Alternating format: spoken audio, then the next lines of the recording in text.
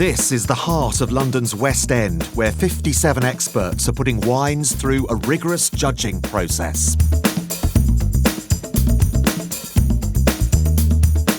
50 years ago, the IWSC was the first organisation to launch an event like this. Since then, it's earned a reputation for being meticulous, with expert judges and an unbiased process.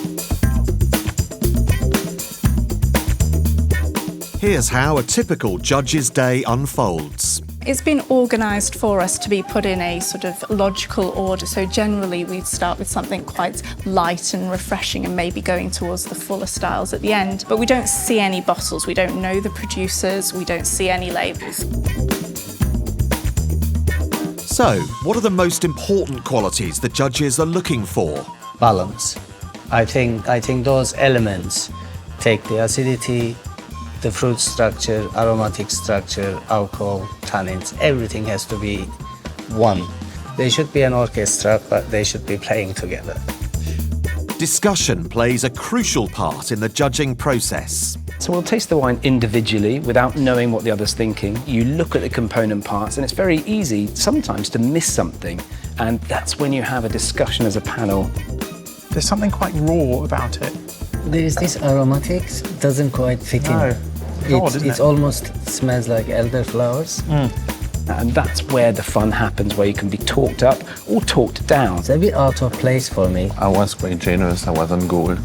We all must believe in a wine for it to be elevated to a medal status. After a bit of time, the black pepper came through quite nicely. It was a little bit dry. The tannins are still slightly chewy, which is maybe you're sort of drying. But I think, lovely damson fruit on there. Matteo has edged up to 92 with solid silver, and it's a paean to Graziano. It's a logistical feat, as the team has to check and deliver every wine so that it's tasted in the right place by the right expert. Thankfully, the organisation here at the IWSC is really good, so we're usually tasting on average about 65 wines a day. And they're also arranged into flights of similar styles. And it's done so that you're not jumping from one style to the next. So that does mean that you can get to the end of the day and still be able to make as good a call on a wine as you were at the beginning of the day.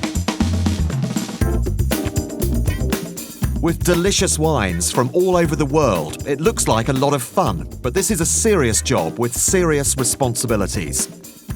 Judges are selected not only for their specialist knowledge, but also for their ability to taste blind. Getting the right experts is fundamental to the integrity of the judging. I'm liking some of the depth. I tried the 2-1-2. It's the role of the head judge to ensure there's consistency across the panels.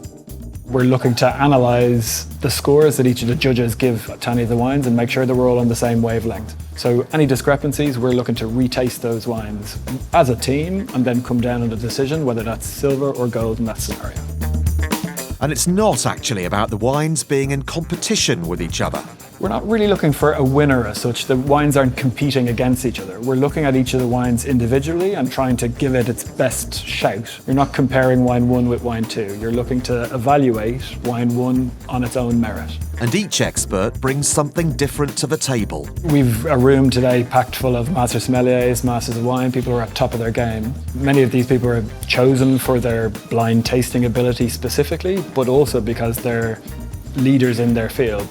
And it's also really important the judges leave their personal tastes at the door. I think I liken this to, if you can think of being an art critic or a music critic.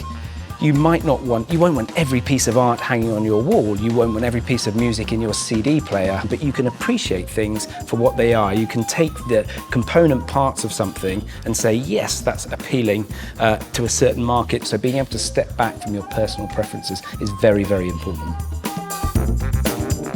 So what are the judges' favourite words in their tasting notes? Vibrant, core of fruit. Generosity and complexity. Vibrant, refreshing. For me, it's the balance, either lack of it or presence of it. Look for the IWSC name. You'll know that the wine has been hand-picked by expert judges, and it's been through a meticulous, unbiased process you can trust. It's time to go and buy something delicious with confidence.